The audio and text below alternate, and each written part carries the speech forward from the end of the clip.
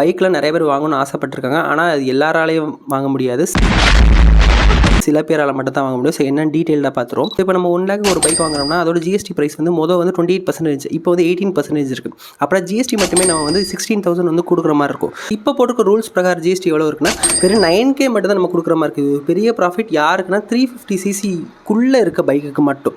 ஆனால் 350க்கு மேலே இருக்க பைக்குக்கு சொல்லப்போனால் அப்ராக்சிமேட்டாக ஒரு 2 lakhsக்கு ஒரு பைக் இருக்குன்னா அந்த பைக்குக்கு வந்து வந்து 28% ப்ளஸ் வந்து செஸ் வந்து ஒரு 3%, சொல்லப்போனால் 31%.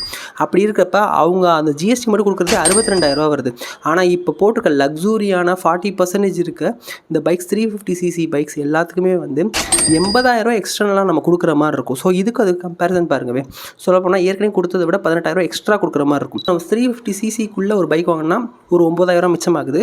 அதுவே நம்ம வந்து 350க்கு மேலே வாங்கினோம்னா ஏற்கனவே இருந்த ஸ்லாபை விட அதிகமாக வந்து ஒரு 18,000 எக்ஸ்ட்ரா கொடுக்குற மாதிரி இருக்குது.